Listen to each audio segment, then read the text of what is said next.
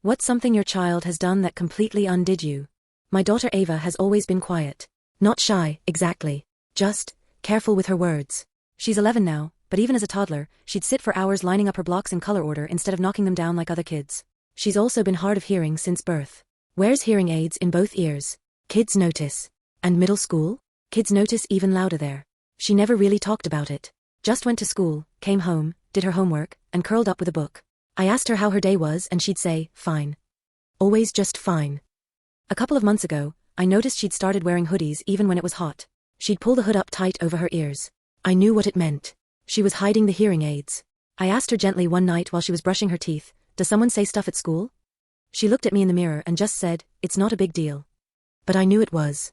The next day, I found her backpack in the laundry room with one of the hearing aids zipped in the small front pocket. She hadn't worn it to school. It broke my heart. Because she needs them. But even more because she was willing to go without, just to feel invisible. I wrote emails. Called the school. Nothing helpful came of it. Then one Tuesday in March, I got a message from her teacher. Ava had volunteered to give a short speech in class. About her hearing loss.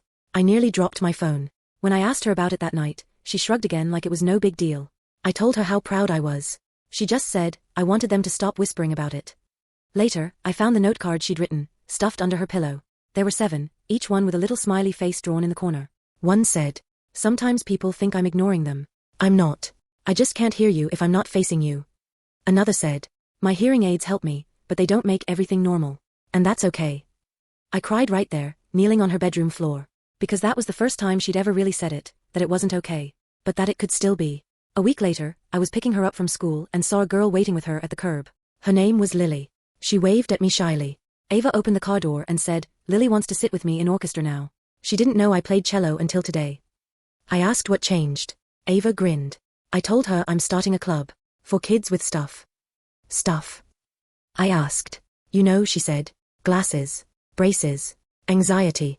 EpiPens. Weird moms. Hey, I laughed. I call it the Stuff Club. Everyone's got something.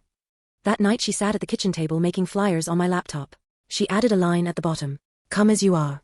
We get it. There are 5 kids in that club now. They meet in the library every Friday at lunch. They talk.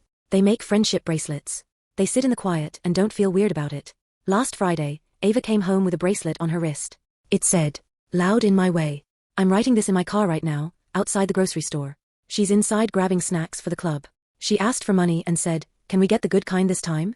They deserve it. I just nodded, pretending not to cry.